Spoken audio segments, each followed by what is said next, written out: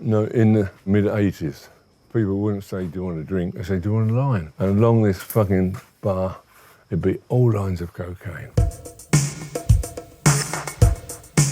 This is my hotel in Ibiza, Pikes Hotel. I would say this hotel became the centre of hedonism.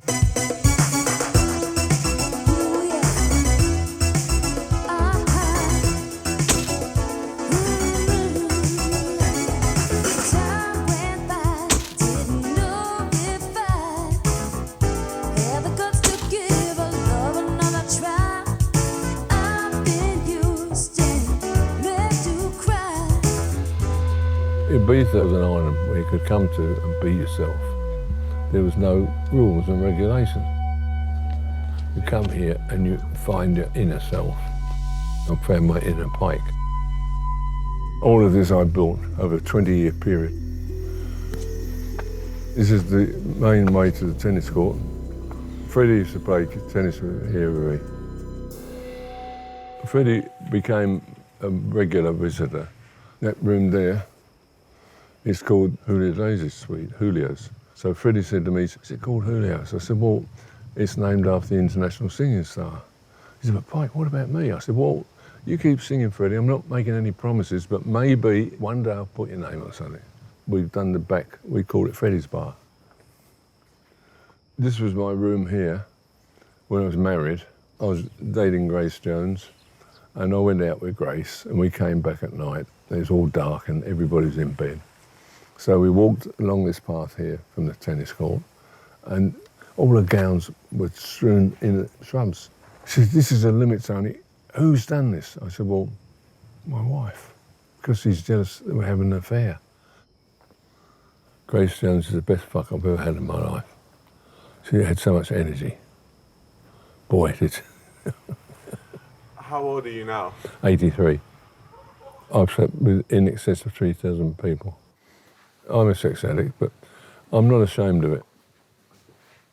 I was diagnosed with a double aorta, and what it meant was I was pumping 2 litres extra. The average man such as you is pumping 5 litres a minute. I was pumping 7. Where the extra 2 litres go? Into my dick. So it wasn't my fault. I fucking, big fucking cock, get down, you bastard, get down, get down. Don't answer me back, get down. But I couldn't come up again, see? They call me the fucking machine. I've made love with men. I'm not a gay. This is where George Michael and Andrew Ridgeley and me in it did the Club Tropicana. I was behind the bar, selling the cocktails in the video. Didn't you have an experience with George? Sort of.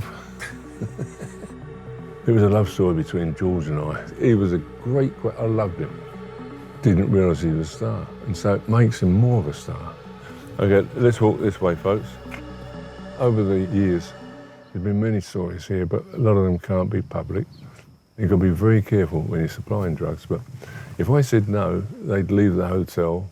A good example was, he said, you've got to get me coke, and I'd have to have 5 grams a day, top quality. So I said, okay, leave it to me. So I thought about it. I went down, I approached the police chief. I said, I want to supply cocaine to one of my guests. Well, you do, I'll put you in jail. Who is he? Oh, I've heard of. So he said, well, Pike, leave the office, say no more.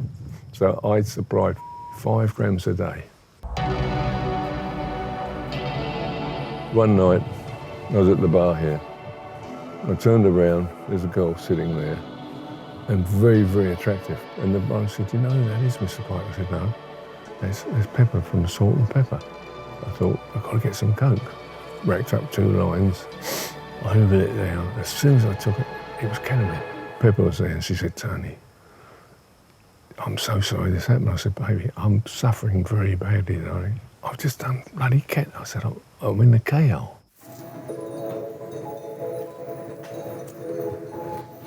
Kylie Minogue was a lovely, lovely girl. She's Australian, of course, and so I really fancied her. I said, look, baby, I've got a boat in the harbour. Why don't we go in the boat away from prying eyes? And so we went off on the boat, and we spent 5 days just cruising around. We weren't intimate, but we had a lovely, lovely time, and I would never say a bad thing about her.